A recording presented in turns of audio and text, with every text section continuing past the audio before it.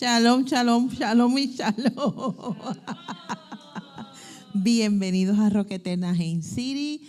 Los miércoles en la noche, noche de estudio de la Escritura. Esta es su hermana y amiga Lisa Velázquez y estamos aquí presencialmente para considerar el estudio de la porción de esta semana, la Parashá Hayei Zahar.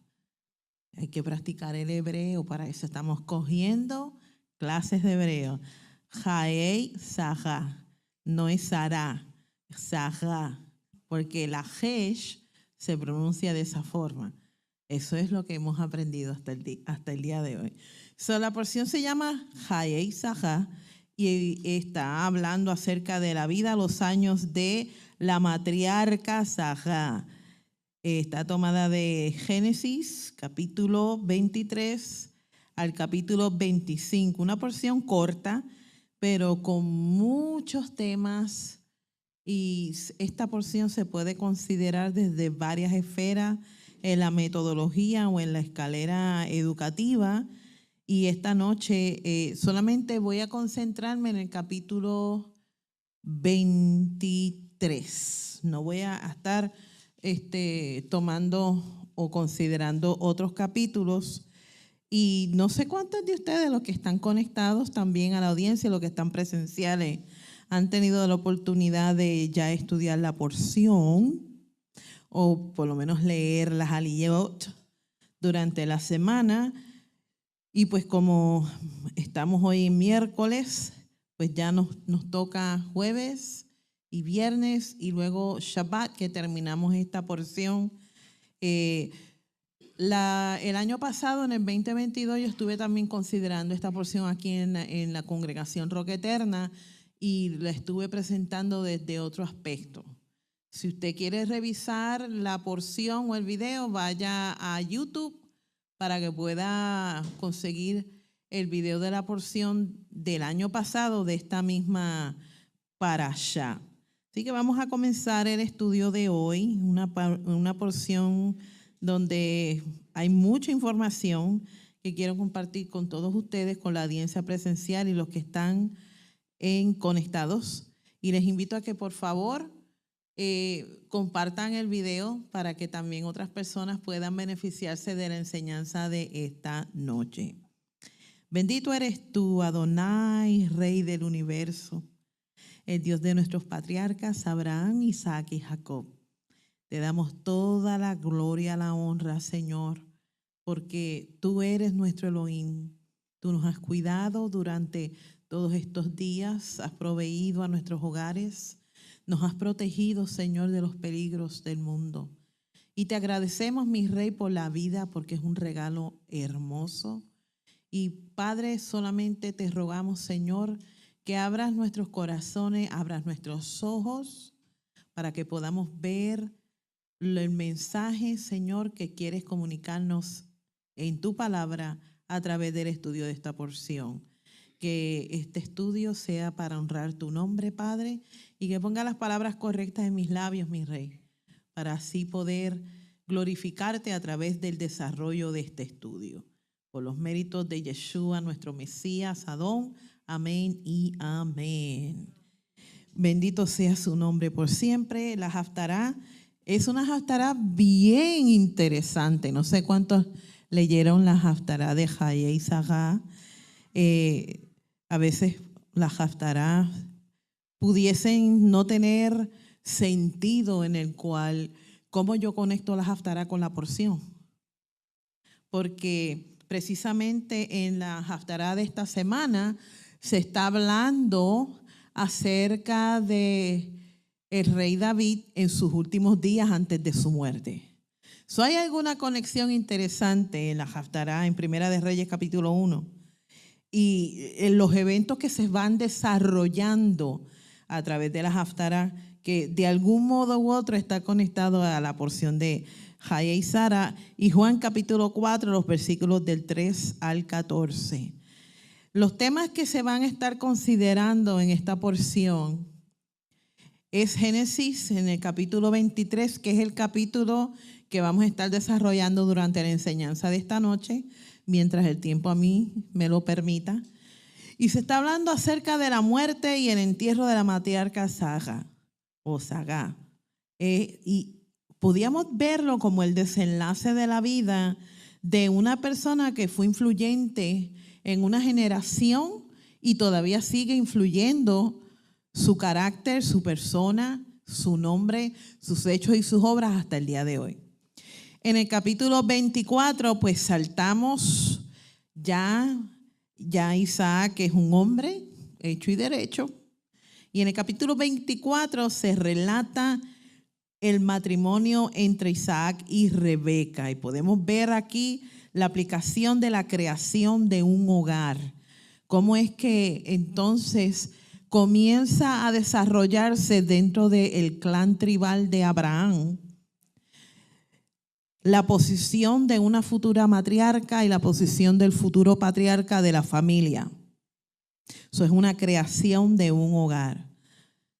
En el capítulo 25, pues entonces hay una continuidad de vida, porque Abraham, después de un periodo de tiempo que la Torá no está especificando, él vuelve y se casa con Ketura, que es la perpetuación del linaje, y dentro de ese matrimonio nacen otros hijos.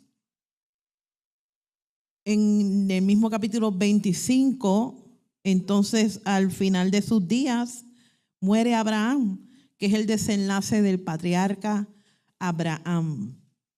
Todo lo que él trabajó duro para ver la promesa que el Padre le había hecho en otras porciones que ya habíamos estudiado en cuanto a la vida de Abraham. Y en el mismo capítulo 25 hay una lista de los descendientes de Ismael. Y es importante que nosotros tengamos en mente de que Ismael fue hijo de Abraham, su primogénito, su hijo biológico, con Agar. Y hay una continuidad del linaje de Abraham en Ismael. Interesante que nosotros tengamos o tracemos la descendencia de Ismael y por qué es importante hoy día. Esos son los temas que está cubriendo esta porción. Esta porción está hablando acerca, comienza con la muerte, una muerte. Esta porción que está cubriendo brevemente la historia de Sara o de Sagá, y la Torá en sí no especifica su vida, que es algo interesante. Pero podemos nosotros deducir que por el carácter de Abraham, Abraham era un hombre íntegro, un hombre justo, un hombre piadoso, un hombre de compasión, de misericordia, un hombre preparado para su época, sobre todo un hombre creyente. Tenía emuná y bijatón, que es fe y confianza en el Elohim que lo mandó a llamar, y que en su época el culto a los dioses, eso era común, que la gente se acercara a las deidades. Lo que era incomún era que una deidad entablara una relación con el ser humano. Abraham camina con Elohim por una etapa de más de 20 años antes de que Elohim entrara en convenio con Abraham. La historia de Sara está cubriendo desde que ellos salen de Ur, los asentamientos o los lugares donde ellos acamparon, algunos eventos un poco incómodos en cuanto a la vida de Sara, y luego de la muerte de Isaac en el evento de la Akeidá, que es la atadura de Isaac, que esto ya lo hemos considerado en otras ocasiones. Pues entonces Sara muere.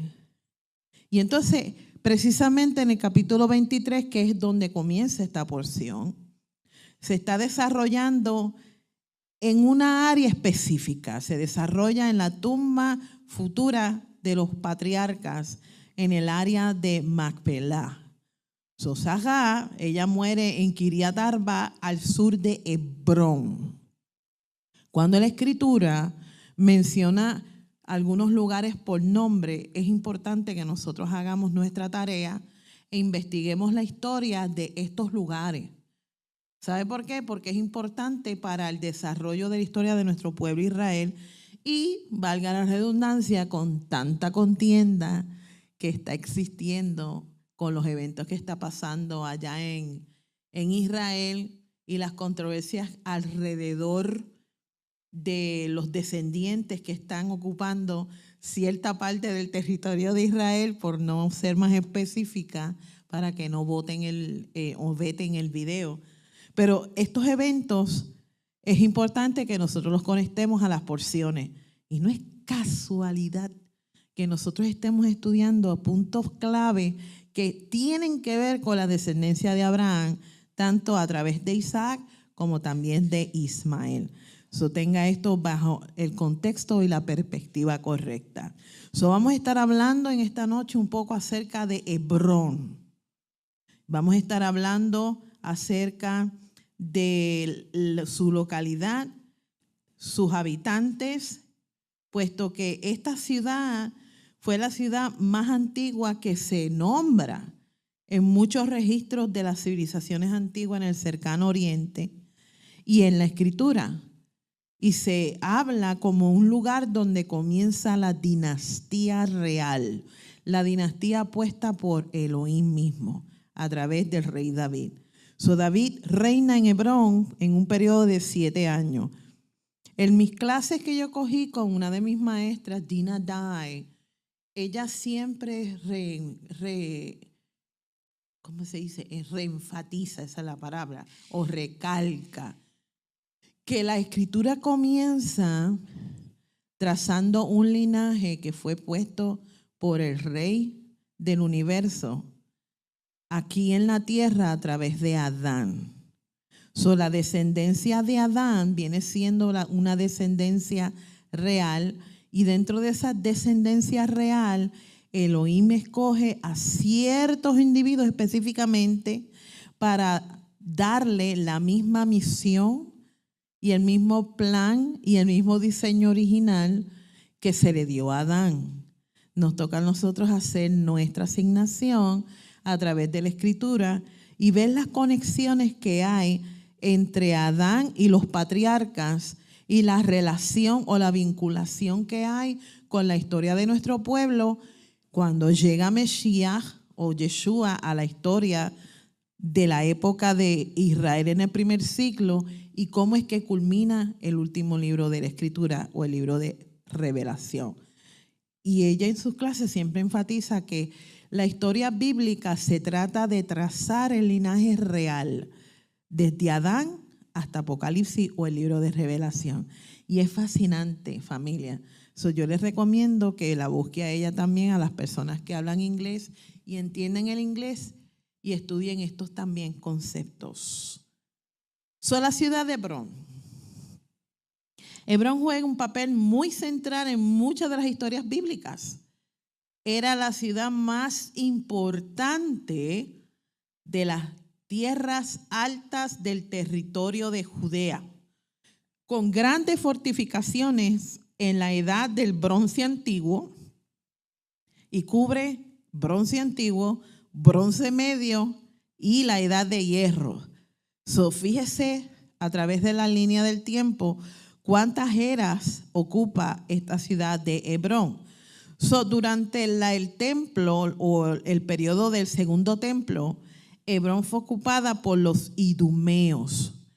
Y aquí es que entra en juego el estudio del templo, su historia, primer templo, segundo templo, que para eso pues vaya a la página de tesorosdeltemplo.com y allí puede encontrar estudios acerca de los cursos del templo y su historia con nuestro More Rico.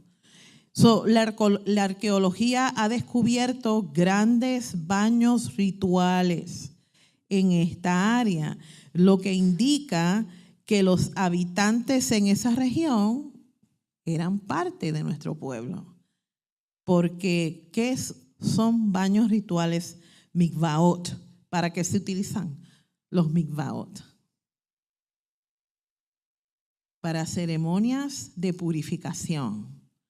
Esto nos debe arrojar luz a lo que se conecta cuando está hablando acerca de ceremonias de purificación, están vinculadas con el templo en esta región, en Hebrón. Eso es una pista y algo muy importante en la historia de la ciudad de Hebrón.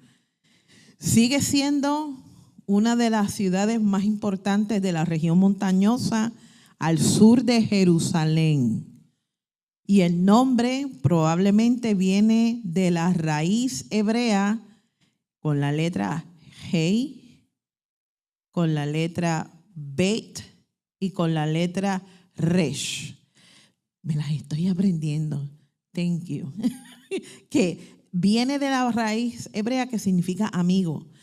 Este nombre se conoce por los sellos antiguos que ha descubierto la arqueología, como también por la misma Biblia. Y hay textos bíblicos que también identifican la región en Hebrón con Kiryat Arba y la región de Mamre, que es precisamente parte de la porción que vamos a estar estudiando la noche de hoy. Lo que ha llevado a algunos eruditos a sugerir que esta ciudad se construyó con varios barrios, lo que puede indicar que a través del tiempo quizás se le conocía con varios nombres, por lo tanto era una área grande, no era una área pequeña, esto era una área grande.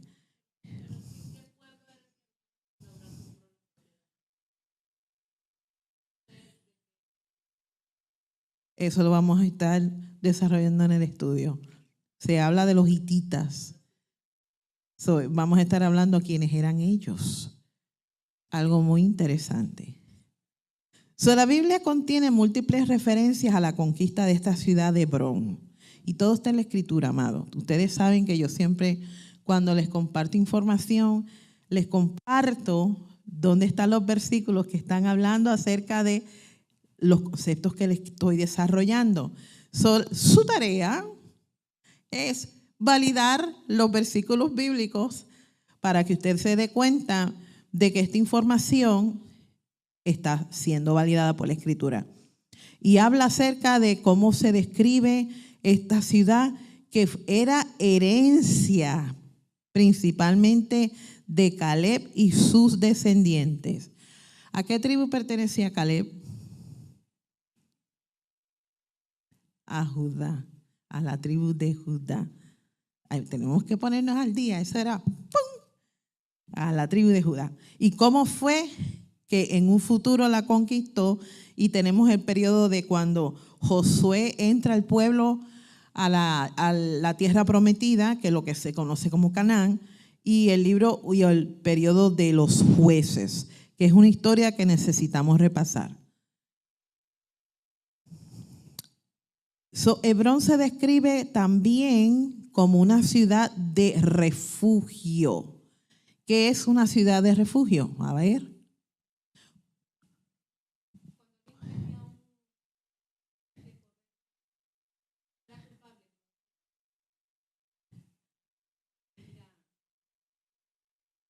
¿Cuánto tiempo? El sumo sacerdote. Y si el que era reo de muerte salía de la ciudad de refugio, ¿qué le pasaba? Los familiares de la víctima tenían derecho de vengar su muerte. Esto era una provisión que el Eterno proveyó para el pueblo de Israel. Fíjese, las ciudades de refugio. Hebrón era una de esas ciudades de refugio y también fue entregada a los levitas. Si los levitas habitaban en esta ciudad de Hebrón, entonces la historia bíblica también me arroja un poco más de luz de su conexión con lo que tiene que ver con la enseñanza del templo dentro del campamento de Israel.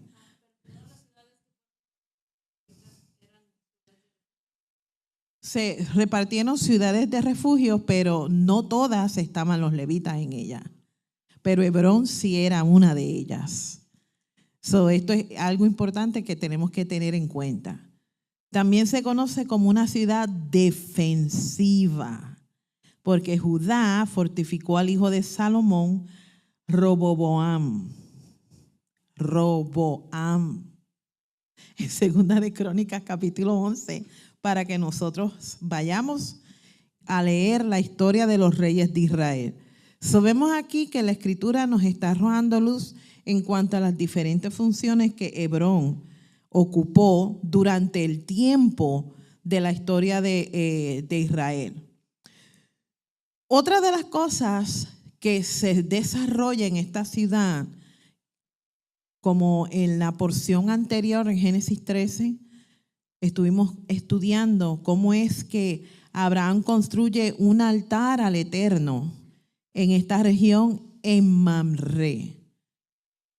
Génesis describe cómo Abraham compra un campo con una cueva fúnebre llamada Macpela de uno de sus habitantes hititas.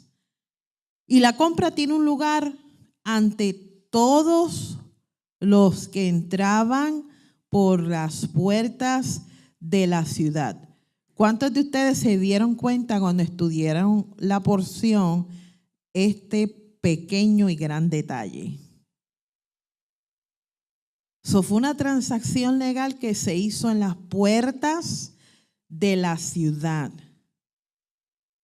lo que implica entonces de que esta ciudad estaba amurallada.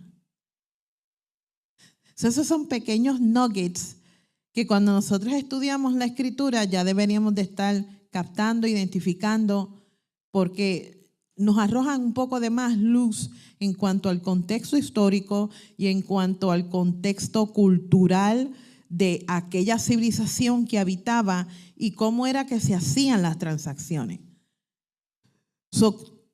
Como un campo, él la compra y fue utilizada para los entierros que se habría ubicado fuera de las murallas de la ciudad. Entonces esto nos dice a nosotros que el campo que compra Abraham estaba fuera de lo que se conocía las murallas de la ciudad de Hebrón. Y según el libro de Génesis, esta cueva en el capítulo 50, estamos ya brincando a otras porciones futuras, se convierte en el lugar de enterramiento de los patriarcas y de las matriarcas. Y hoy en día hay un monumento específicamente, no sé si se dieron cuenta, en la primera lámina que yo les mostré. A ver, mire este edificio que está aquí. ¿Ven? Ay, no se ve. Este edificio que está aquí es lo que se conoce como la Cueva de los Patriarcas.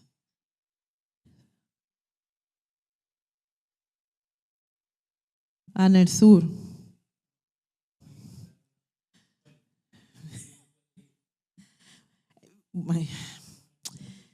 Fíjese, hay muchas costumbres y tradiciones que nuestro hermano Judá tiene,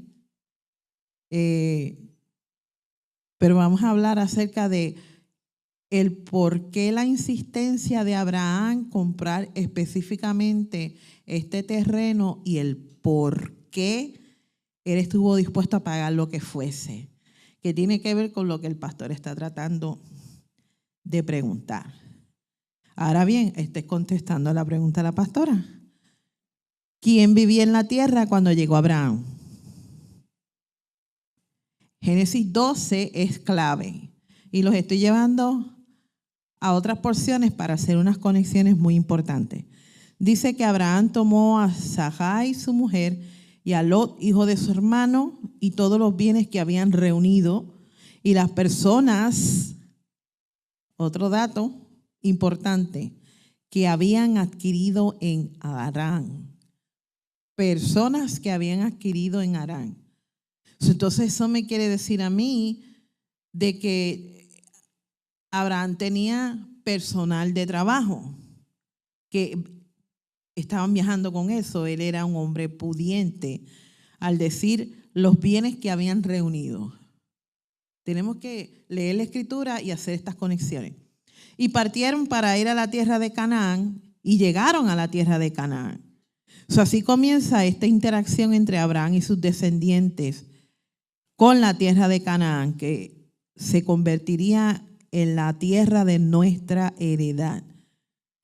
En la primera aparición de este término comienza en Génesis capítulo 9 y verso 22, que nombra Canaán. Canaán es una persona, el hijo menor de Cam.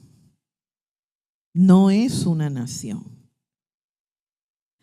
Cam, padre de Canaán, avergüenza a Noé, ya sabemos la historia.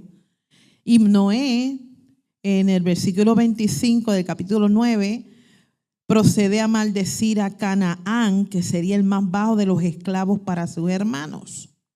Esto es clave, porque el segundo de ellos está dentro de las tablas de las naciones que se nombran en el capítulo 10 del libro de Génesis. Por eso es importante que nosotros no brinquemos la genealogía, que aunque parezca aburrido y los nombres sean un poquito difícil de pronunciar, algo nos está enseñando el Eterno. Y estos son los descendientes de Noé. La otra vez que yo estuve enseñando, yo les dije que les iba a mostrar la tabla que no había incluido en el otro estudio acerca de la descendencia de Noé, lo que se conoce como las 70 naciones que la Escritura nombra o se conocen en la Escritura. Y esta tabla la tomé prestadita de nuestro hermano Jaime Rivera, que él me dio el permiso para poder utilizarla, y está tomada del Humash. Vemos que dentro de la genealogía de los 3 hijos de Noé está Canaán, que es Canaán. Y vemos la descendencia de Canaán, está Sidón, Het, los Jebuseos, los Amorreos, los Gergeseos, los Heveos, los Arquitas, los Sinitas, los Arvaditas, los Semareos y los Jameteos.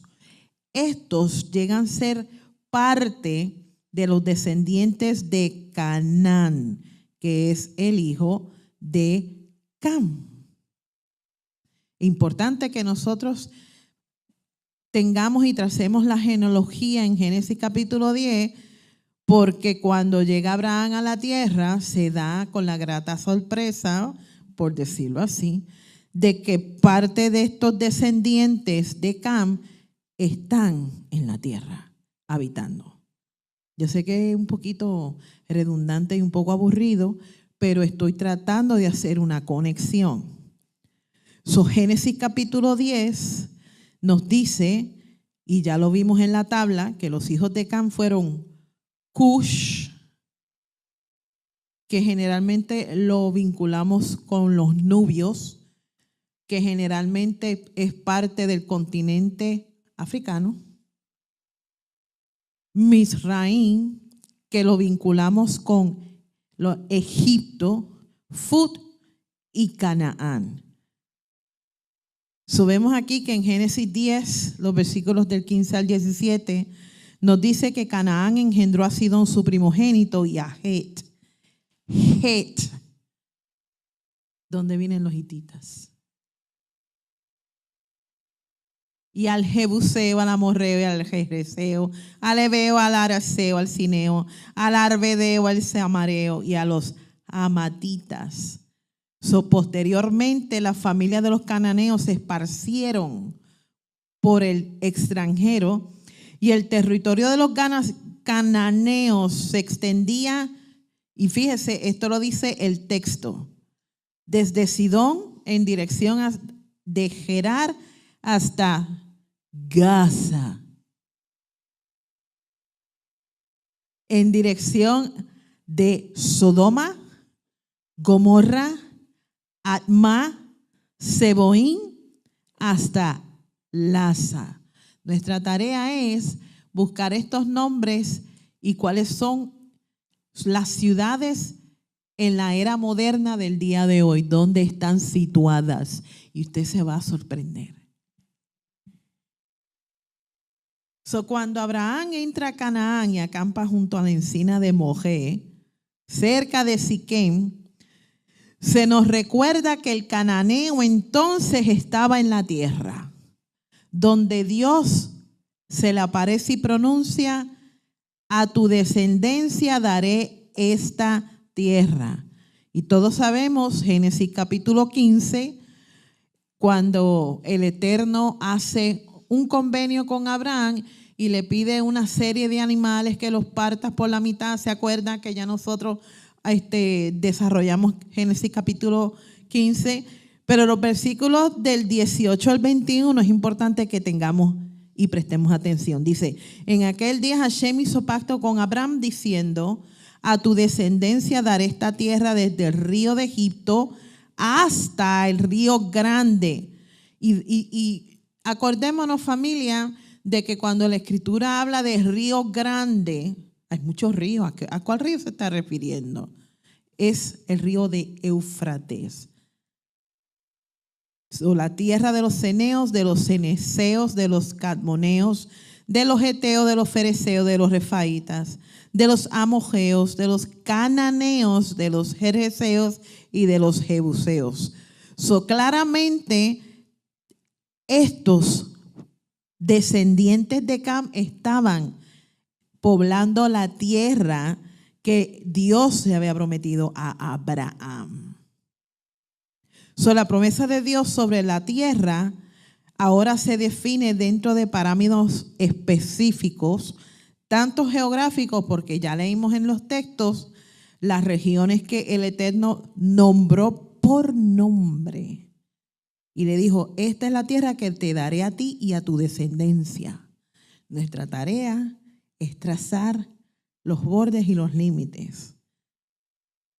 Desde un punto de vista étnico, se dice que la tierra estuvo habitada por un grupo de naciones que ya los vimos en la tabla de la genealogía y lo vimos aquí en Génesis 15, que el mismo escritor de Génesis. ¿Quién escribió Génesis? Vamos a ver.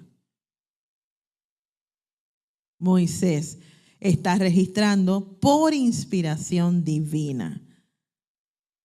Dice que se incluían bajo el título general de cananeos. Este grupo de naciones que ya leímos en Génesis 15 se le consideraban cananeos porque vienen del descendiente de Canaán, que es hijo de Cam.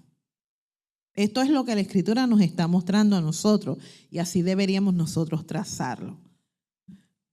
Entonces, algo importante que el Eterno le revela a Abraham y le dice que aunque la descendencia de Abraham va a heredar la tierra, dice que esta tendrá que esperar 4 generaciones.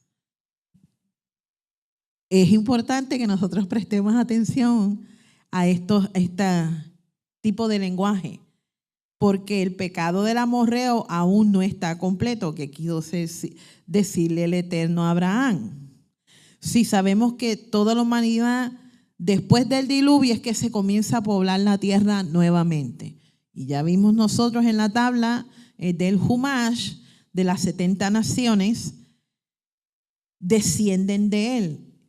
Cuando Abraham envía a Eleazar a Harán para buscar esposa para Isaac, lo hace con el motivo de que Isaac no tome por esposa a una cananea. Leemos también en la próxima porción de Toldot cómo es que Rebeca también insiste que su hijo Jacob no se case con las hijas de Het. ¿Por qué? Porque Saúl desobedece esta ordenanza de sus padres y termina casándose con cananea y con hitita. Lo que Isaac reafirma en Génesis capítulo 28, Entonces, que se consideraba una hija de Het. Esto es lo mismo que una hija de Canaán. Es un hitita, una especie de cananeo, como se implica en Génesis capítulo 10. O son una nación separada, como se implica en Génesis 15.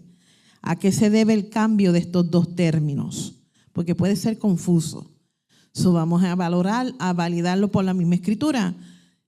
Ezequiel capítulo 16 y verso 3 nos dice: así dice el Señor Hashem a Jerusalén. Este es en lenguaje profético. Tu origen y tu nacimiento fueron en la tierra de cananeos. Tu padre era amorreo y tu madre hitita.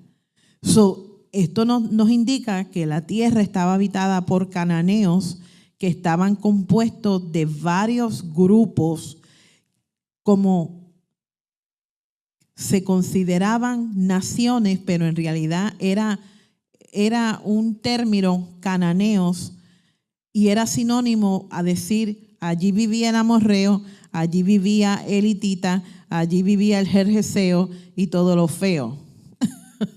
El término amorreos era un término para el grupo principal que habitaba en la tierra antes de la conquista. Ya teniendo esto como base, hay algunas preguntas que vamos a estar desarrollando que tienen que ver con el capítulo 23 del libro de Génesis. Y luego, cuando desarrollemos estas preguntas, pues entonces quiero hablarle un poco acerca de dos conceptos que descubrí estudiando la porción que me parecieron muy interesantes. Que a veces nosotros, por eso, familia, miren, me encanta la historia, por si usted no lo sabía, ahora lo sabe. Y me gusta mucho desarrollar las porciones desde un aspecto cultural para que nosotros aprendamos más la cultura de aquellas civilizaciones que nosotros no estamos familiarizados.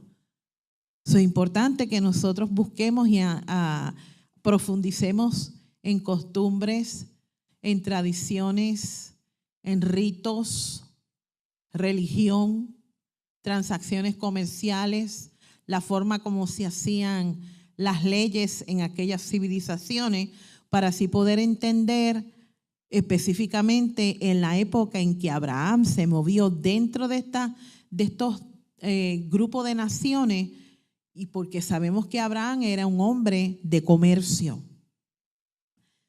Él entendía las varias leyes de estas civilizaciones o grupos tribales.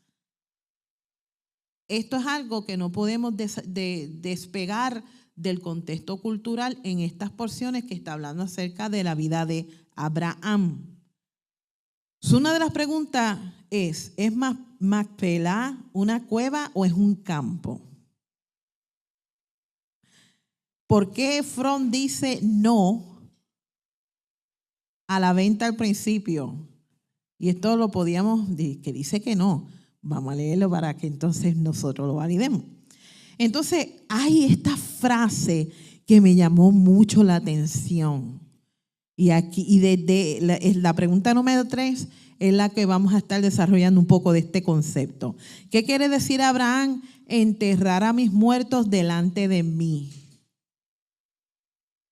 ¿No le parece a usted curioso cuando usted lo leyó en la Escritura? A mí me pareció muy curioso la forma como él lo expresa y en el contexto donde se da la conversación, porque es muy importante que lo desarrollemos. ¿Y por qué Abraham insiste en comprar un terreno para específicamente enterrar a Sara?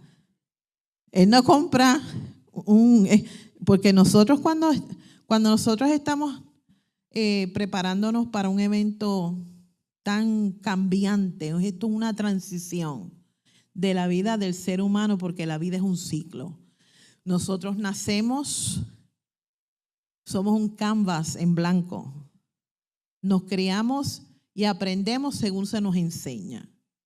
Vamos creciendo, adquiriendo madurez y sabiduría, forjando un carácter, una personalidad basada en los valores que se nos inculcan dentro de una sociedad o una cultura según donde nosotros nacimos, en la familia que nacimos y en la etnia a la cual nosotros pertenecemos. Cuando llegamos a cierta edad, entonces pues hay varios ritos de transición en nuestra vida como ser humano. Nosotras como mujeres pasamos un rito de transición cuando nos convertimos de niñas en señoritas para prepararnos a nuestra próxima etapa, que vendría siendo otro tipo de rito de transición, para convertirnos en primeramente esposas y luego en madres. Todos estos son ciclos en la vida del ser humano y a nosotros nos parece, pues, la vida es corta, vemos niños nacer, vemos niños correr, pero no pensamos en sus etapas, la etapa de la adolescencia, ay Dios mío. Primero comenzamos con los terrible twos, los 2 añitos, los terribles 2 añitos, que todos nosotros pasamos por esa etapa. Luego vienen los años un poco difíciles y un poco confrontativos, que son la etapa de la adolescencia, donde nuestros adolescentes, nuestros jóvenes comienzan a experimentar con los bordes y parámetros que los padres ponen en las vidas de nuestros jóvenes, para entonces ellos forjar una personalidad y decidir cómo ellos van a ser, si van a seguir el ejemplo de papá, si van a modelar o imitar los atributos de mamá. Entonces, todo hogar, toda familia es un centro de aprendizaje, por si ustedes no lo sabían. Desde que nosotros nacimos ya estamos en un centro de aprendizaje. Este es el ciclo de la vida. Cuando nosotros entramos en nuestra segunda juventud, como a mí me gusta decirlo, que ya estamos entrando a una edad de 40 a 50, que gran mayoría de nosotros ya estamos por esa transición, ya empezamos a pensar en nuestra próxima etapa, que es el descenso de la vida, el desenlace de nuestra vida. Dentro de nuestra mente moderna, de nuestra sociedad, hoy en día empezamos a hacer preparativos para cuando llegue el momento de nuestra partida. Ordenamos todo documento legal, hacemos arreglos financieros para que cuando llegue ese día todo esté debidamente ordenado y no dejemos a nuestra familia con una larga lista de deberes financieros que no se ordenaron debidamente, y pues ellos lamentablemente, dependiendo del país y la región donde nosotros estemos viviendo, ellos se tienen que hacer cargo, sean propiedades, sean negocios, etcétera, you name it. Y si no dejamos un documento legal propiamente escrito con nuestra herencia, entonces el estado del país donde nosotros vivimos, según las leyes, entonces ellos tienen derecho, si no hay ningún heredero, en un papel escrito, notarizado, legalmente registrado por un abogado, entonces todo lo que nosotros trabajamos, el Estado se queda con él. ¿Por qué les estoy diciendo esto? Porque es nuestro deber que nosotros pensemos que nosotros estamos en esta vida, gozamos de la bendición de Hashem. Él es nuestro Rey, tiene control de nosotros, nuestros días Él los tiene contados. Nosotros no sabemos el momento de nuestra partida, pero es menester que nosotros hagamos nuestro deber. Y esto es precisamente lo que está haciendo Abraham. Y fíjese que él no compra un pedazo en un campo de entierro, como lo que comúnmente nosotros llamamos cementerio, para entonces enterrar a su difunta esposa, sino hace una transacción de un terreno amplio, debido a una promesa que se le había hecho, que ya nosotros la consideramos en Génesis capítulo 15 y Génesis capítulo 10, y nadie se dio cuenta, nadie lo captó. ¿Qué quiere decir esto? Y esto está vinculado con la Haftará de Hayei Sahá. Porque cuando el rey David en la Haftará ya está viejito. Cuando una persona entra en una etapa de la tercera juventud, como a mí me gusta llamarlo, la tercera juventud, pues hay personas que en su tercera juventud pierden el sentido, pierden la vitalidad, pierden las fuerzas, y es la ley de la vida. Quisiéramos todos mantenernos hermosos, lindos, jóvenes, sin arrugas, con nuestra piel luminosa, sin ninguna imperfección, con nuestro pelo negrecito, sin ninguna cana, con muy buena salud, pero la ley de la vida es otra. Nacemos para morir porque heredamos el pecado de Adán. Dentro de la Haftará, el rey David está en estas condiciones. Para que un rey estuviese en esas condiciones, esto indica caos en el reino. Porque entonces el rey no tiene la capacidad para tomar o involucrarse en los asuntos legales de la nación. Se nombra de que él ya está postrado en cama. Tienen que conseguirle a una doncella para que lo mantenga con una temperatura apta para que él pueda seguir de alguna u otra forma subsistiendo. Para eso, pues, hoy en día nosotros tenemos estas sábanas eléctricas y heating pads. Esta joven viene siendo como un heating pad o una sábana eléctrica, por decirlo así, para mantener al rey David o extenderle la vida. Entonces, ¿qué pasa? ¿Se acuerdan el evento de Betseba y David? Betseba queda embarazada.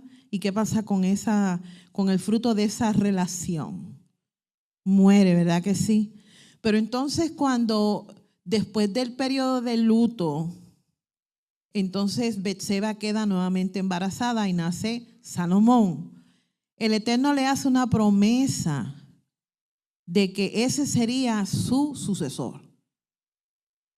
David le hace esa promesa a Betseba de que Salomón sería su sucesor.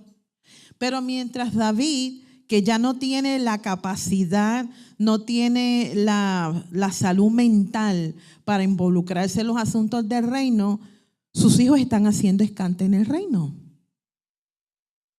Hay uno que está proclamándose rey, influenciando a los oficiales de la corte real, inclusive hasta sacerdotes, para que lo proclamasen rey. Betseba y el profeta Natán, que son personajes importantes en la vida del rey David, porque acordémonos que fue a través del profeta Natán que el Eterno llama a David a capítulo, por decirlo así. Entonces, se las ingenian para recordarle a David en su estado quién verdaderamente era el heredero al trono. David parece que se le había olvidado y él no sabía lo que estaba aconteciendo en el reino y el desastre que sus hijos estaban haciendo. Entonces Betseba y Natán se ponen en un acuerdo para recordarle a David quién era el legítimo rey de Israel.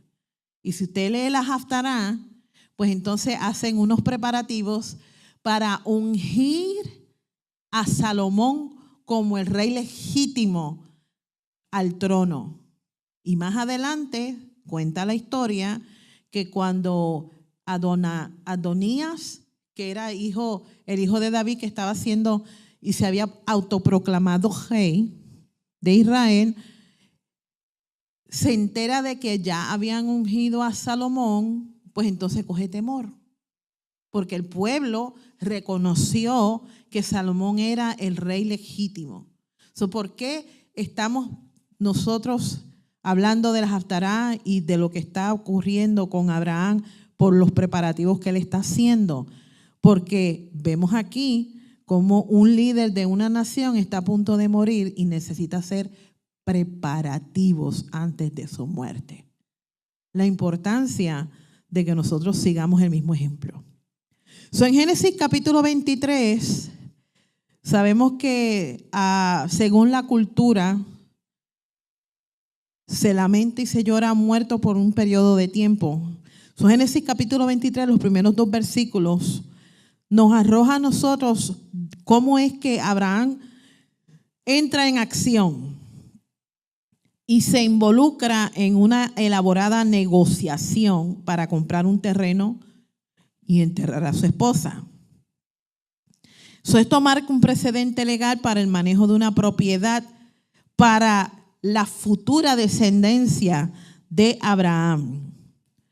Abraham se acerca a la población de Kirbat Arba para negociar un lugar para el entierro y comienza anunciándose como un habitante no nativo y explica que quiere un lugar de entierro. En este evento de Génesis capítulo 23, los hititas, ellos están fungiendo como testigos, como ancianos tribales y parte de esta transacción que se está llevando a cabo. La frase, cuando dice en Génesis capítulo 23, verso 4, ponga atención al lenguaje que está utilizando Abraham. Dice, soy extranjero, residente entre ustedes o entre vosotros. Dice, dadme un lugar de sepultura entre vosotros para que pueda sepultar a mi muerta de delante de mí. En otras versiones se dice de delante de mi cara o delante de mi vista. Que se repite, Abraham vuelve a repetir esta expresión en el versículo 8 de capítulo 23 de Génesis. Y esta es una frase inusual que los hititas y Efrón, que es un líder, no usan. Porque está enmascarando una larga tradición de lo que es adoración o culto a los antepasados. Que esto es parte de la información que varias culturas de las civilizaciones antiguas en el antiguo cercano oriente practicaban. La adoración a los ancestros.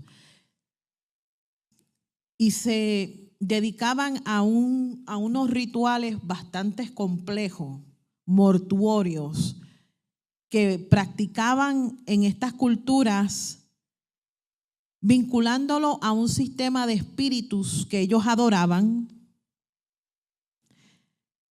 y cogían a los muertos y los veneraban para, como hace la Iglesia Católica, deidificarlos, esa es la expresión correcta, convertirlos en dioses.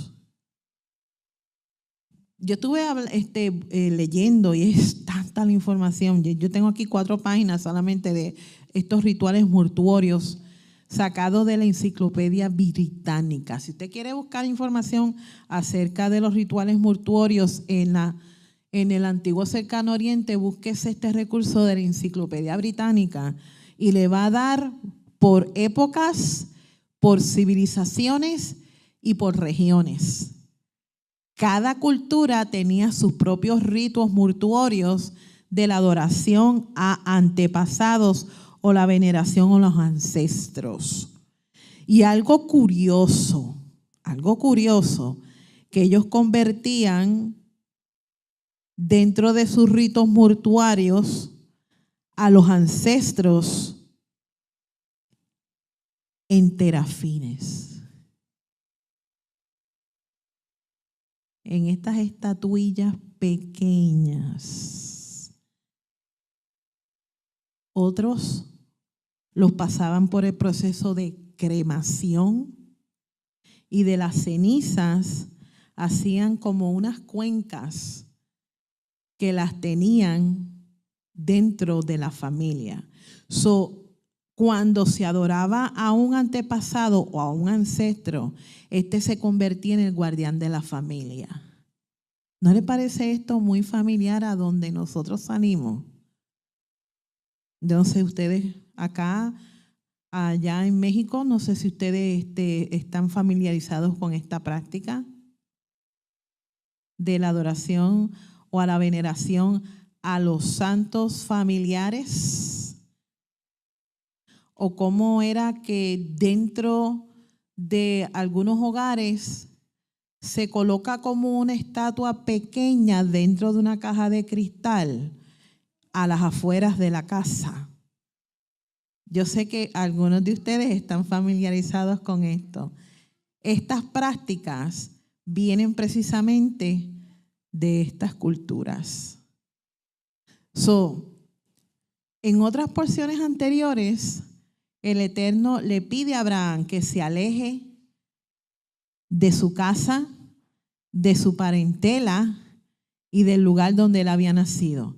Y habíamos vinculado que esta petición estaba relacionada con los terafines, que luego se convirtieron en los dioses de la familia, los dioses del país y los dioses del clan tribal. Abraham estaba familiarizado con esta costumbre. Ellos, en este capítulo 23, el diálogo que Efrón y los hititas tienen con Abraham, lo identifican a Abraham como un personaje importante. O sea, Abraham era una figura que era conocida dentro de esa región. Y le dicen, si tú eres un escogido de Dios. En algunas versiones dice, eres príncipe o eres rey de Elohim.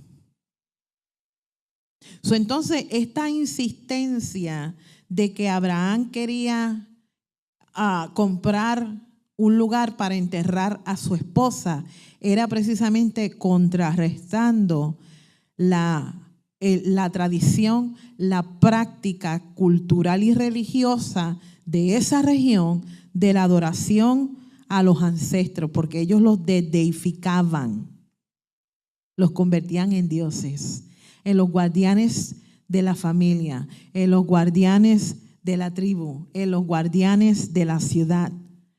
Lo que nosotros podemos vincularlo hoy en día como el patrón del pueblo. ¿De dónde sale todo esto? De estas prácticas de adoración a los ancestros que se cruzaron hasta el occidente y de alguna u otra forma nuestra cultura hispana lo heredó y todavía hoy en día lo sigue practicando. Y se hacen fiestas en honor al patrón de la región. Allí en Puerto Rico cada pueblo tiene un patrón diferente. Y la isla en general también tiene una patrona que fue designada por la Iglesia Católica, Apostólica y Romana. Estamos ahora trazando. Cuando yo vi esto, yo dije, no, esto yo lo tengo que validar primeramente, y cuando lo validé yo dije, ahora entiendo la insistencia de Abraham, del por qué quiero comprar, véndemela. Y ellos le decían, no es tuya, yo te la regalo. Yo te la regalo. Ve y entierra a tu muerta. No, véndemela. Seguimos, estamos aprendiendo. Después de ser enterrados, algunos muertos, generalmente varones, fíjese, eran honrados y solicitados en el culto doméstico y representados físicamente por pequeños objetos denominados colectivamente terafines. Y esta práctica, la Escritura la está mencionando como dioses o entidades espirituales o espíritus o santos o fantasmas, según la creencia de estas civilizaciones que más adelante nuestro pueblo Israel adoptó.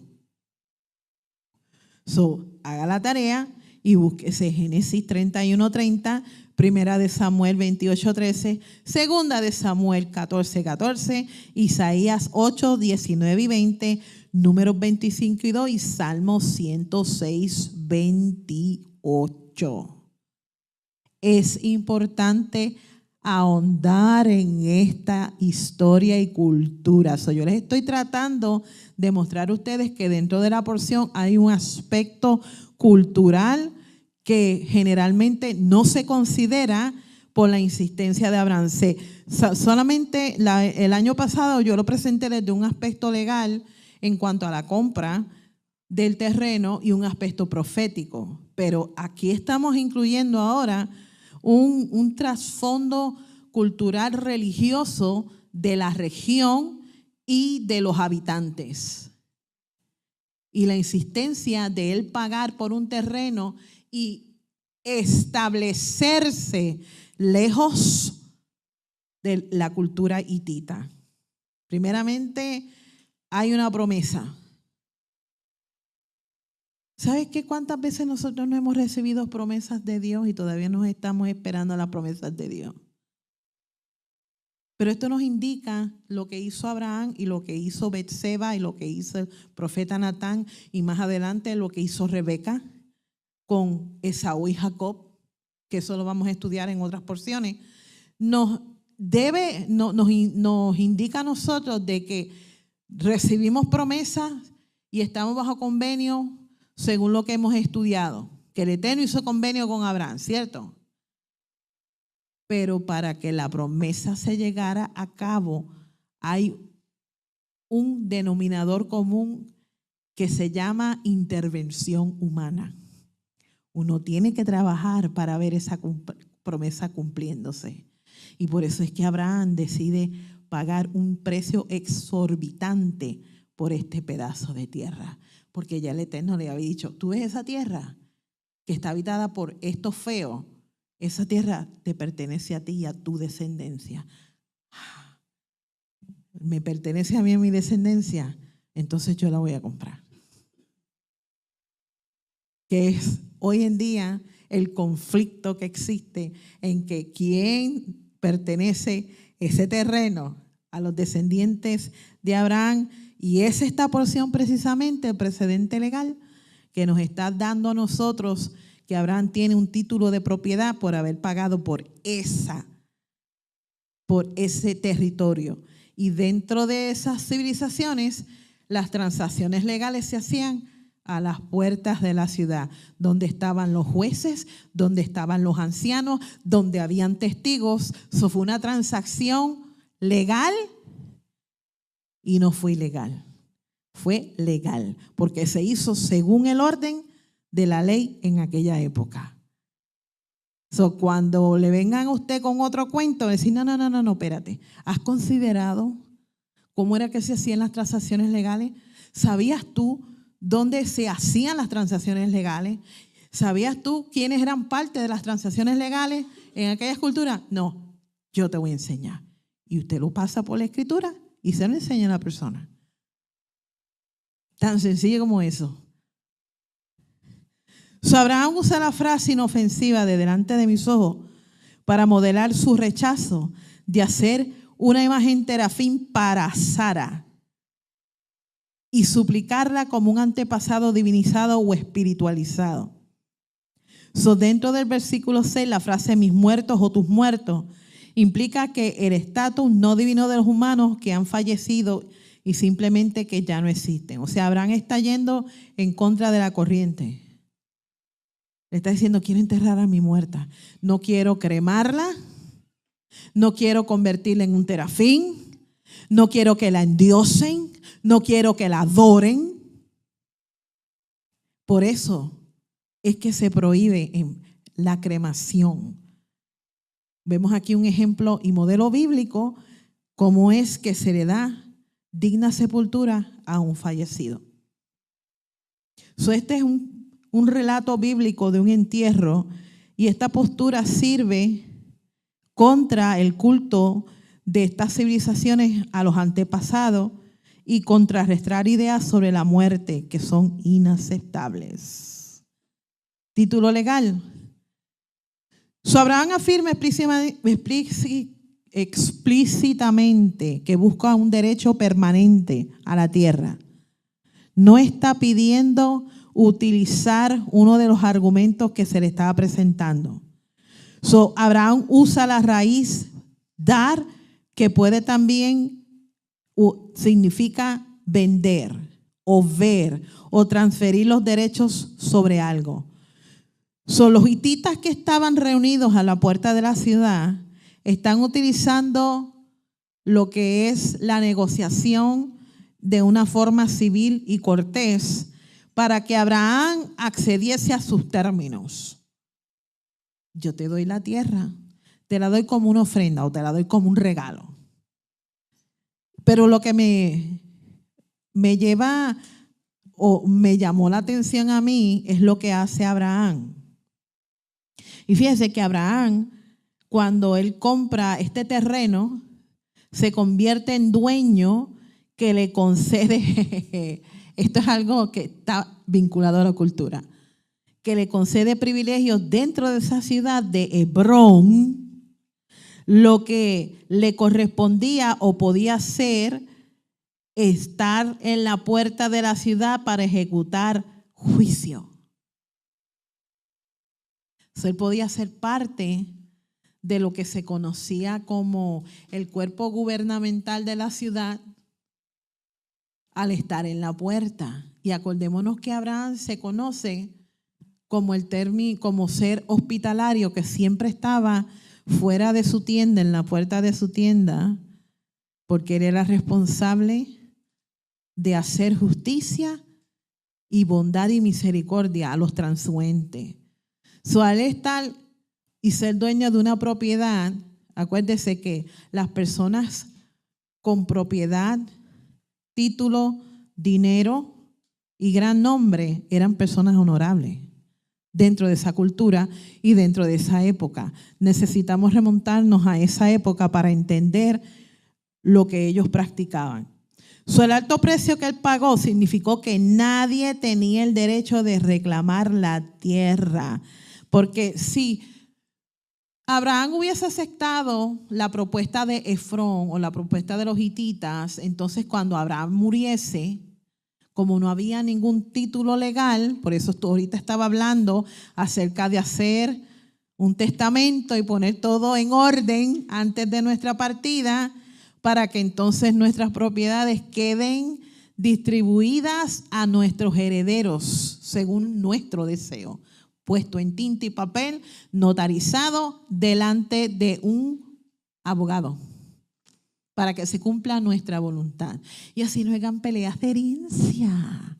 Familia, seamos sabios. Nos vamos en shalom, dejemos shalom.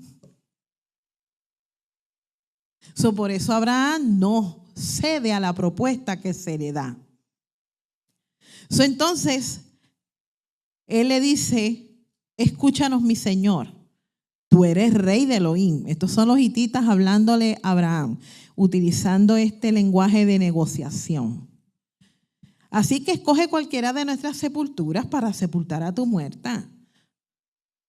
Ni uno de nosotros te rehusará su sepultura para sepultar a tu muerta. Entonces, fíjese lo que hizo Abraham. Abraham se postra ante el pueblo de la tierra y los hijos de Het. Este acto de postración es reverencia para encontrar favor, para él tener la oportunidad de hacer una solicitud. Este es un acto que se hacía dentro de las negociaciones en estas culturas. Y les pide: si su deseo es ayudarme a sepultar mi muerta, entonces escúchenme y pidan a Efrón, el hijo de Zohar, que me dé la cueva de Macpelá, la cual posee, la que está al extremo de su campo. Él debe vendérmela en presencia de ustedes. Él está pidiendo que se haga una transacción legal. Entonces yo tendré un lugar de sepultarla de mi propiedad. La cueva de Macpelá, entonces, lo que significa son dobles, una pareja unida, que fue la primera adquisición que él compró según la Torá. Este término de Macpela aparece 6 veces en Génesis y no en ningún otro lugar de la Biblia. Solo en el libro de Génesis. Por eso tenemos que prestar atención. En Génesis 23:9 dice la cueva de Macpelá que posee, que está al borde de su campo. 23:17, el campo de Efrón que está en Macpelá. El campo y la cueva que están dentro de él. Génesis 23:19, la cueva del campo de Macpelá. ¿Eso era una cueva o era un campo?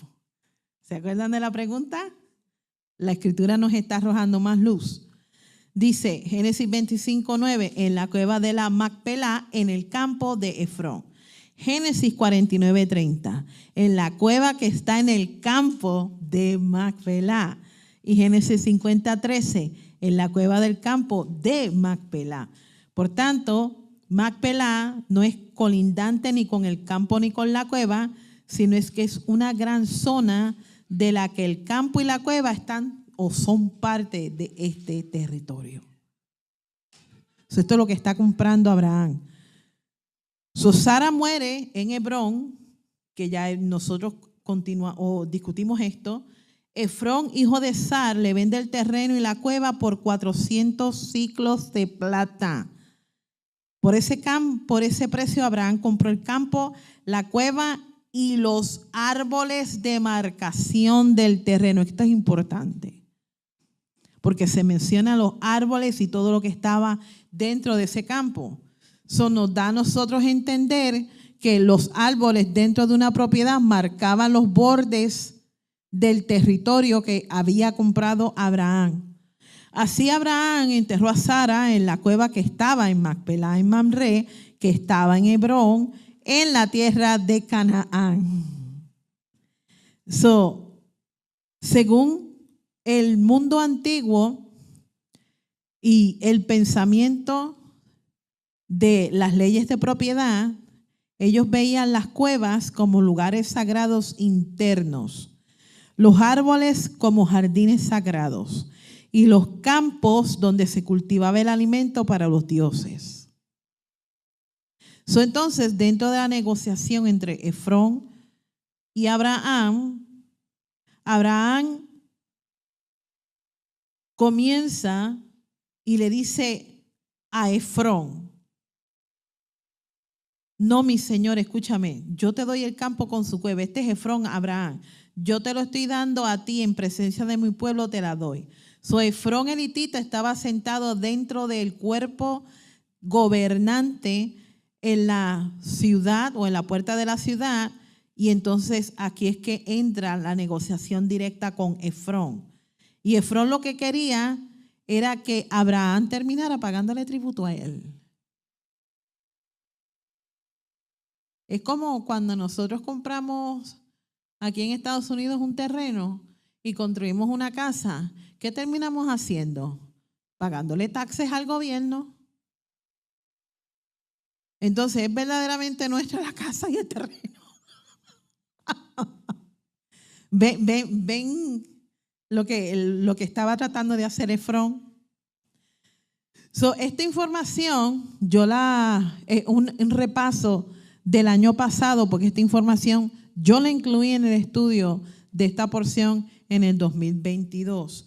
Cómo era que junto a la plaza de una ciudad habían ciertas salas de acceso donde se reunían unos ciudadanos para ser ministros, jueces, comerciantes, junto con testigos, para llevar a cabo las funciones o transacciones legales. Entonces, dentro de las ciudades, las puertas eran como espacios sagrados. También se conocían como instalación de monumentos reales, y esto lo vamos a ver cuando nosotros empecemos a estudiar egiptología en el libro de Éxodo. cómo es que dentro de las ciudades habían monumentos gigantescos, estatuas gigantescas, y usted puede ir a Google y ver Egipto antiguo, civilizaciones del antiguo Egipto, y ustedes van a ver que en las entradas de las ciudades va a haber muchas estatuas y monumentos de sus dioses, porque es una entrada a su ciudad. También las puertas era donde se aparecía la imagen pública del rey, donde se hacían asambleas públicas, donde se conducían actividades judiciales, se hacían sentencias, litigios, acuerdos legales, publicación, decisiones judiciales y documentos legales. Ahí era que se plantaban documentos de una decisión según el cuerpo judicial y se ponían en tablillas de arcilla, y la gran mayoría de los ciudadanos no sabía leer ni escribir. Estaban a la merced si quebrantaban la ley o no, pero entonces no tenían excusa porque la ley ya había sido puesta para que el público estuviese al tanto. Las puertas también eran un lugar de ejecución pública, no de carácter solamente legal. Transacciones de mercado y un lugar de control. Control en el sentido de que se controlaba quién entraba y quién salía. Y esto lo podemos ver en la historia de Sodoma y Gomorra, como era que los ciudadanos, inclusive los jueces que estaban en las puertas de la ciudad, tenían falta de compasión al viajero y ejecutaban juicios ya cuando venía una persona extraña. ¿Por qué el Eterno destruía Sodoma y Gomorra? Yo puse un artículo en mi muro de Facebook, por si usted pues tiene alguna curiosidad, no entiende el concepto, vaya ahí y lo lea. Pero está relacionado con esto que estamos nosotros estudiando. Ya casi estamos ya terminando. Abraham le responde y le dice: toma de mí el precio del campo y sepultaré a la muerta. Esta aceptación de regalo establece una situación de obligación y reciprocidad futura, y Abraham no quiere involucrarse con ninguno de los habitantes de esa tierra. Por eso es que él está dispuesto a pagar el precio que Efrón le dijo. Y en Génesis capítulo 23, Efrón es mismo quien dice 400 shekels de plata. 400 shekels de plata. La plata primeramente era el método de pago, una propiedad viajera. La frase shekel de plata es una medida de peso de plata y un ciclo es una unidad de peso calculada. Vemos que durante el tiempo y las épocas también se incluían otros metales preciosos como el oro y el cobre, que se utilizaban como pago. Y además a veces el comercio realizaba trueques de bienes a cambio de servicio. Creo que esto también se practica en algunas regiones hoy en día. Pero la plata era el modo de pago dominante en el comercio. Por esa razón se convierte en la transacción o ¿cómo se dice? La moneda antes de que se inventara la moneda estándar. Dentro de lo que era 400 shekels, que era un precio posiblemente realista dentro de la edad del bronce final, esto era aproximadamente, ¿está listo para esta cifra? $624,000, lo que equivale hoy en día. Eso fue lo que Abraham pagó. Más de $500,000.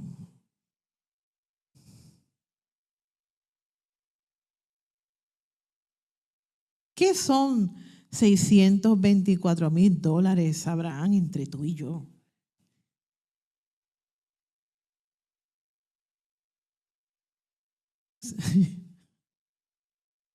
Abraham no regatea el precio. ¿Sabe por qué? Porque él no quiere caer en ninguna trampa durante esta negociación. Porque lo que en realidad quería era que la transacción se diera a cabo. Y según Génesis Rabá 79, se dice la historia de otras historias bíblicas sobre compras de tierra a habitantes cananeos. Dice, uno de estos 3 lugares donde las naciones del mundo no pueden acusar a Israel. Escuche bien. Y decirle, esta no es tu tierra, robada en vuestras manos. Y lo estoy leyendo de Génesis Rabá 79 para que usted lo busque. Son la cueva de Macpelá, el monte del templo y el lugar de enterramiento de José. La cueva de Macpelá, Abraham pagó a Efrón. El monte del templo, David dio a Arnón. Y el lugar de la sepultura de José, y compró el campo. Según nuestros sabios, estos 3 lugares fueron comprados dentro del terreno que les corresponde a nuestro pueblo Israel. Para aquellas personas que no les gusta la historia bíblica, señoras y señores, aquí está la respuesta. Dentro de esta tabla nos habla acerca de Abraham y los descendientes de Setura, su segunda esposa. Hay algunos sabios que piensan que Setura era Agar. No sé si ustedes han leído esa vertiente, me pareció un poco interesante. No conseguí el escrito de esto, pero sí lo leí. Pero fíjese los descendientes que Abraham y Ketura salieron. Simrán se fue. Ahí está. Simrán, Jokshan, Medán, Midian. Ishbak, Shua. De Midian sale Efá, Efer, Hanoch, Abidá y Eldaá. Y de Yoshkan sale Sheba y Dedán. Los descendientes de Ismael, aquí está la genealogía de Ismael. Nebaot, Kedar, Abeel, Mifsam, Mishma, Duma, Masa, Hadad, Tema, Yetur, Nafish, Ketma y Malahat. Acordémonos que cuando Agar está sin fe y sin esperanza, por decirlo así, porque cree que su hijo va a morir, el ángel del Eterno le hace una promesa a Agar y le dice que él lo hará próspero y de Ismael saldría una descendencia de príncipes. Aquí está la descendencia de príncipes de Ismael. Genealogía, importante que nosotros la sigamos, familia. La próxima porción es la porción Toldot, que nosotros vamos a considerar. Y para darles un adelanto, porque el pastor fuera de cámara me hizo una pregunta antes de comenzar el estudio. Él me hizo la pregunta acerca de el por qué. Él estuvo curioso porque cuando Rebeca ve a Isaac, ella se cubre. Primeramente, vamos otra vez al contexto cultural y me quedan 10 minutos para considerar esta información. Y esto es un adelanto de la porción Toldot. ¿Ok? Dentro de las negociaciones, aquí está, sí. Dentro de las negociaciones de este matrimonio, y la fuente que utilicé son 2. Primero, thetorah.com es un sitio académico que está en inglés, pero usted puede traducir la página de cualquier artículo que le llame la atención. Y me llamó la atención el artículo que habla acerca de la negociación matrimonial de Rebeca. Fíjese que dentro de la cultura, la época, tiempo y espacio que nosotros no consideramos, que estamos muy alejados de estas costumbres, no las conocemos, no vivimos allí, no nos criamos allí, no crecimos allí, no conocemos la historia, no conocemos la cultura, no conocemos la costumbre. Por eso es que siempre en mis enseñanzas Ese es el aspecto que me gusta desarrollar, añadiendo y aportando, claro está, los demás enseñanzas, porque creo que para eso nos estamos educando, amén. Estamos creciendo y aprendiendo y estudiando juntos. Las negociaciones matrimoniales de Rebeca no las dirige ella, sino sus tutores. Sabemos que dentro de los clanes tribales, quienes hacían los arreglos de matrimonio eran o el padre o la madre, y si estos no estaban vivos, el hermano de la novia. Estos eran los que ponían el precio de la dote, consideraban al prospecto candidato y la familia, y se nombraba un precio. En las negociaciones iniciales, ella tiene poca participación, pero hay un dato curioso.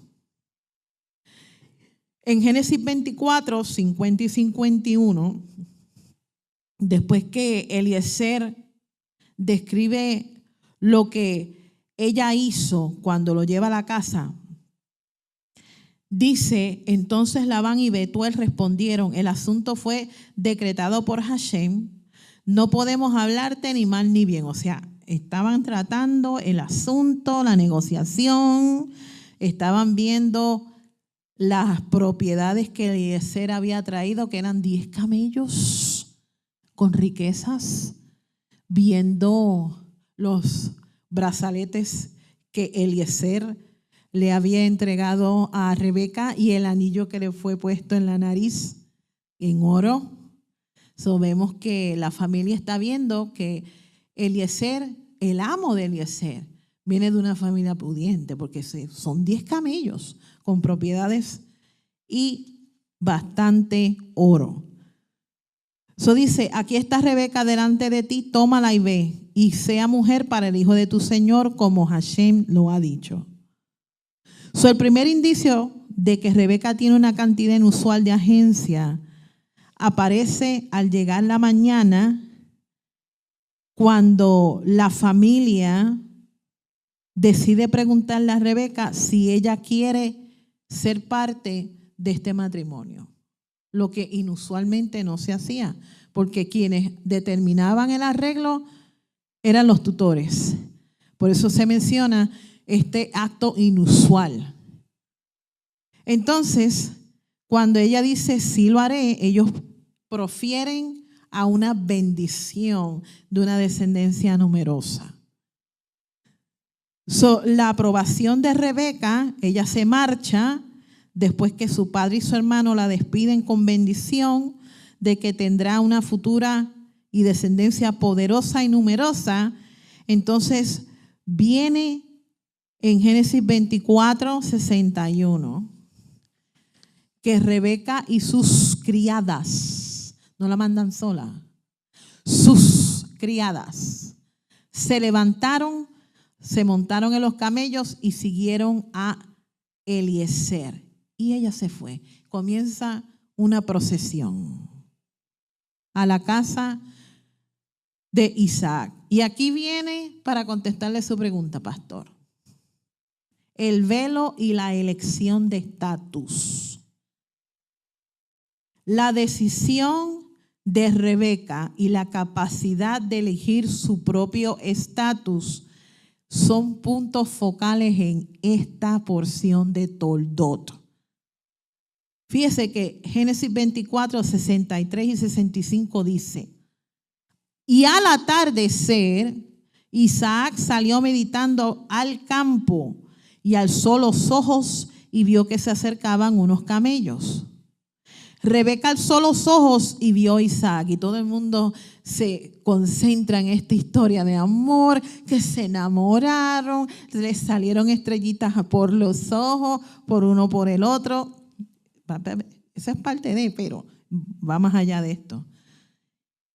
Dice, ella se bajó del camello donde ella estaba sentada, y esto es importante, no se queda parada, porque entonces esto estaría indicando que ella era una mujer orgullosa y altiva.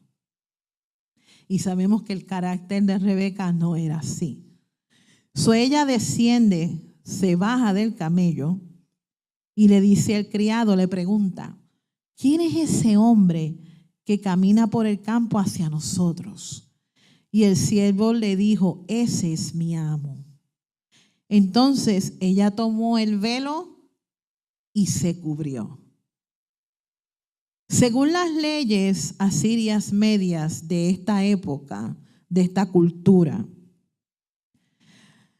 las colecciones de las leyes antiguas estaban compuestas por leyes basadas en casos legales ya juzgados. Entonces, hay un recurso que se llama Women in the Ancient Near East por Helen y Mervyn Richardson.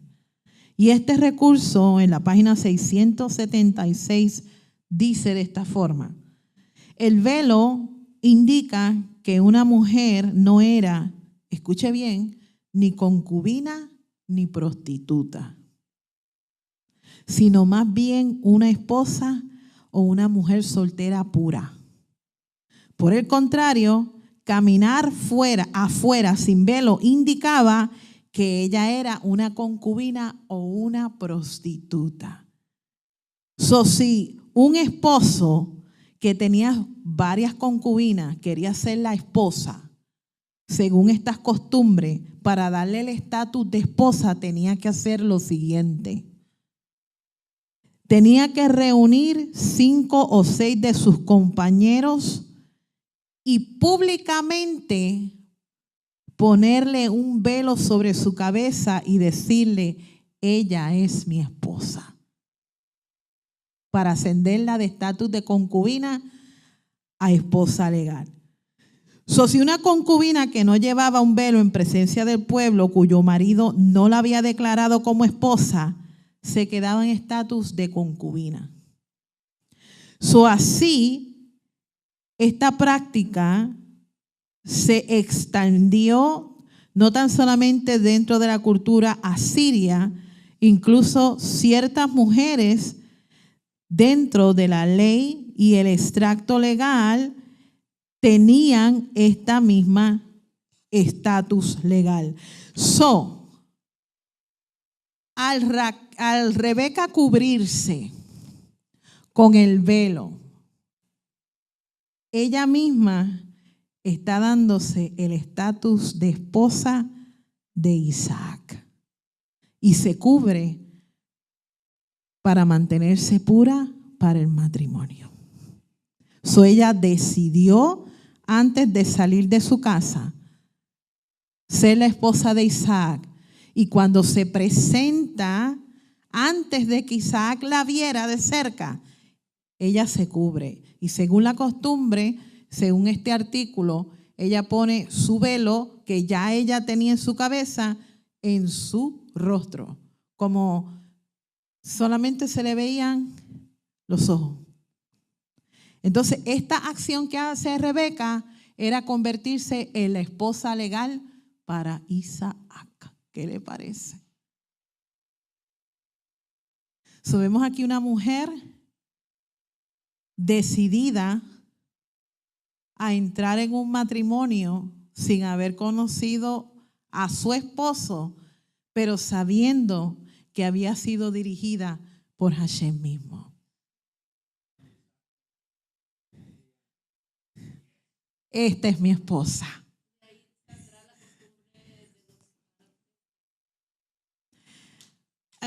Esta es otra separada historia de la burja. Tiene otro contexto, más bien. Pero sí tiene que ver más o está vinculado con lo que es pureza, pero sabemos que dentro de esta cultura es una cultura muy opresiva hacia la mujer. Pero el origen de esta acción viene de esta legalidad de esa civilización. Me pareció interesante cuando lo leí y yo dije, ahora entiendo por qué ella se cubrió la cabeza. Porque dentro de la época, dentro de la cultura, dentro de la costumbre, eso era lo normal hacerlo. Hoy en día, pues nosotras cuando nos casamos, la gran mayoría de nosotras nos casamos con un velo. ¿No les parece interesante el concepto?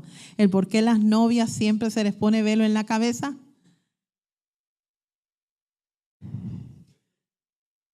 Porque esa mujer está pasando por un rito de transición de ser una mujer soltera a una mujer casada, esposa, tal como hizo Rebeca. Yo espero que este estudio, familia, les haya sido de bendición. Estos fueron algunos nuggets de sabiduría que yo quería compartir.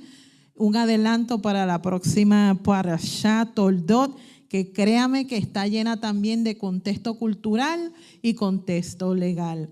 Así que síganos a través de los estudios de Roca Eterna y nos vemos entonces este Shabbat a las 3:45 con el servicio de Minjá y luego a las 5 de la tarde con nuestro servicio de Shabbat.